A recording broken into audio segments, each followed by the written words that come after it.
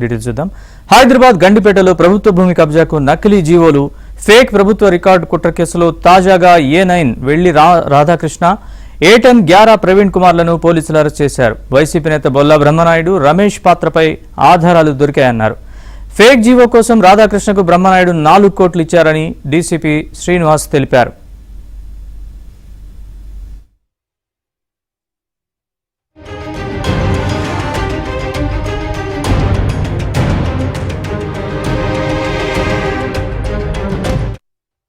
ఇప్పటి వరకు ఇతనితో 5గురిని అరెస్ట్ చేయడం జరిగింది. ఇంకా ఒక 5గురిని అరెస్ట్ చేయాల్సింది ఉంది. దీంట్లో బ్రహ్మనాయుడు, రమేష్ వీళ్ళతో పాటు కలిపి టీమ్స్ ఇంకా ఏపీలో ఇప్పుడు ప్రయత్నిస్తూనే ఉన్నాయి. మన టీమ్సే.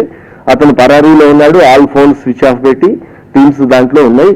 ఇంకా త్వరలోనే ఈ పరారీలో ఉన్న వాళ్ళందరినీ కూడా పట్టుకొని మళ్ళీ మీకు టోటల్ డీటెయిల్స్ తెలియజేస్తాం. అన్నిటికంటే ముఖ్యమైనది ఏంటంటే ఆఫీసర్స్ దీంట్లో చేసిన టీమ్స్, సైబర్ క్రైమ్స్, మన క్రైమ్స్ డీసీపీ గారు వీళ్ళందరూ కలిసి ఈ ఏదైనా కేసు డిటెక్ట్ అవ్వటము, అరెస్ట్ చేయటం ఒక ఎత్తు అయితే దాంట్లో ఎండ్ డాక్యుమెంట్స్ అన్ని కూడా ఒరిజినల్స్ కూడా సీజ్ చేయటం చాలా హ్యాపీ ఇచ్చింది. సిపి గారు అందరు టీమ్స్ ని కంగ్రాచులేట్